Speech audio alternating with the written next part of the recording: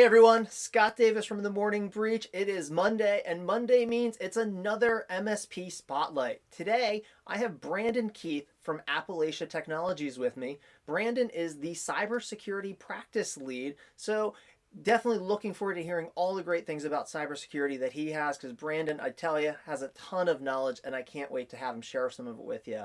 So Brandon, welcome to the show. First, I want to jump right into the questions with you. So if you could just, tell the audience a little bit about Appalachia Technologies. Thank you so much, Scott. At Appalachia Technologies, we're an MSSP and IT consulting company. We work with different companies to help try and make them safer. We take a lot of the different technologies and software that you might be familiar with, and we work with our engineers to figure out the best solution to keep our customers safe. Awesome, that's great. I've seen a lot of great things from Appalachia Technologies. One of them, you just acquired another company in this space. It was Stronghold Cybersecurity. I think they were down in the York area. So definitely great things are happening with that. But the second question, what are the current, cyber threats that you're seeing in the wild? That's a great question, Scott. We're seeing a lot of very sophisticated pieces of malware. We've been beginning to see almost machine learning and AI built into malware. When a malware infects a computer system, it can start to actually figure out what are the things it wants to steal. Is this a good computer system for potentially mining Bitcoin, or is it a computer system with sensitive information that it can steal, or is it a good candidate for installing ransomware? The sophistication continues to increase, and what we once thought of as nation states is starting to get a little bit more blurry. We're seeing these threat groups almost like a new age mafia, the way they are starting to gather and get together. And it's a relatively low risk criminal activity for these agents.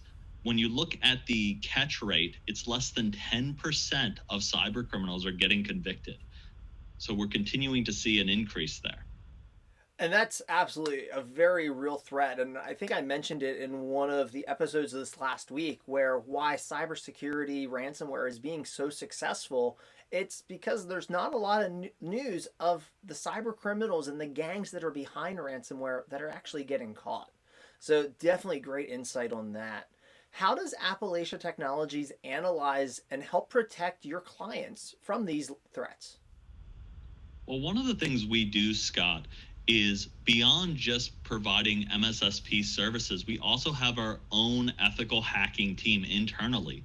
We perform penetration testing services that allow us to pretend to be the bad guys and see if we can hack into systems. We take that same information back to our SOC and our MSSP team, and we work with them to make sure that the latest techniques that the cyber criminals are using, and the same ones that we're pretending to use, well, not pretending, but using in our simulations, that we're prepared to stop those same kinds of threats.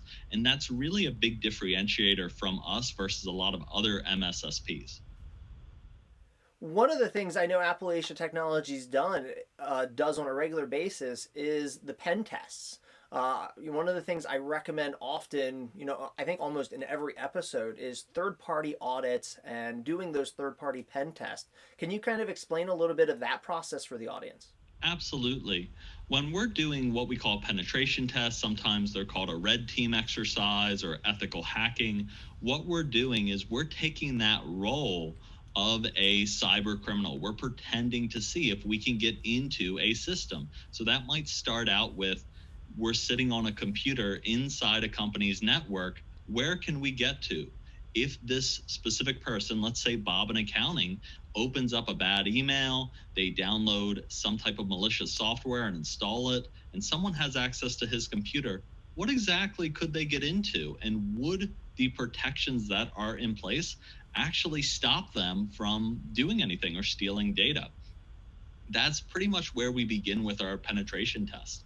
And normally what we find is, despite a lot better practices in place, there's almost always something that's missing, either misconfiguration, sometimes it's weak passwords, other times it's just legacy software and technology that gives the bad guys a way in. The bad guys only need one way in order to compromise a system. You can often think of it like a house.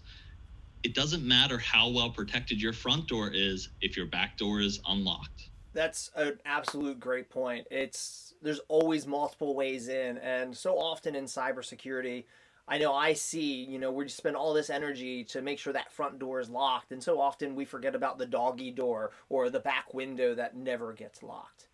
What is something that you encourage every business owner to do, even if they're not your client? One of the things we encourage every business owner to do is to make sure you're patching all your software. We hear about this a lot, and cybersecurity professionals kind of beat this to death from a standpoint of you should patch your systems, but it really is the best way that organizations can protect themselves. There were reports that came out, I think it was 70 to 80% of compromises were performed in organizations based off a patch that was patched a previous year.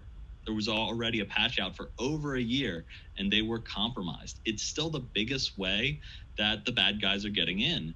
And that's something I encourage clients. I know that it's difficult for certain organizations, and there's even certain organizations that have lockdown times. If you're an e-commerce company, a trend for a lot of e-commerce companies is to have a blackout between November and January where they don't install any patches. Unfortunately, cyber criminals have gotten wise to these types of events, especially at larger organizations, and they look to take advantage of it. So that could be like an accounting firm saying, don't do any computer maintenance during tax season, because from January to tax day, it's one of the busiest seasons for them. So no, that's actually, I love that point, and it's so true because every business has their busy season, and just because it's your busy season doesn't mean you should take a break from cybersecurity. So I'm going to ask you one last question, and it's kind of future casting. So I'm not going to hold you to anything, no predictions or anything, but kind of what do you envision are the biggest cyber threats we'll face in 2021? Well, Scott, some of the biggest cyber threats that I'm seeing in 2021 is with everyone going to remote work, there's a lot less visibility into potentially what remote workers are doing. We're even seeing a trend where a lot of companies, instead of issuing laptops, company-based laptops and other devices, they're letting people use their own personal devices for work. That makes it a bit difficult to know, does that employee have antivirus on their computer? What kinds of software are they installing? We've seen issues in the past, such as with CC Cleaner, where malware got into that piece of software and infected hundreds of thousands of computers. It's going to become a lot more difficult for IT teams as we continue to become more distributed to protect against those kinds of threats. The other thing that I see that is on the horizon that's starting to get a lot of attention is in quantum computing. We're looking at, with quantum computers, as they start to develop, they're going to be able to break all of our existing encryption technology, likely within the next 10 to 20 years. And while that seems like a far time off, all of this isolation may have been able to accelerate that research a little bit more. So it's going to be interesting to see how some of those things in the machine learning technologies develop. Thank you, Brandon. Quantum computing absolutely is a topic that, I haven't really crossed, but I know it's still out there and it is going to be here before we know it.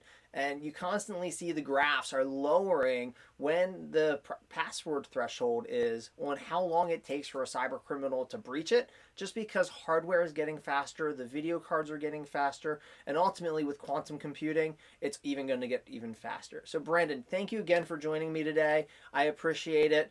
If kind of closing thoughts, if someone wants to reach out to you, is there kind of an address or something that you want to share with everyone? Absolutely. You can check us out at appalachiatech.com. We have a live chat. You can chat with us live, ask us questions, set up a free consulting appointment with me. Email me at brandon.keath@appalachiatech.com. We'd love to have a conversation and help your business. I couldn't say that any better. I highly recommend everyone, if it's not with Brandon over at Appalachia Tech, but reach out to somebody, do those third party audits, get a cybersecurity review of really just where you stand. Again, Brandon, thank you for joining.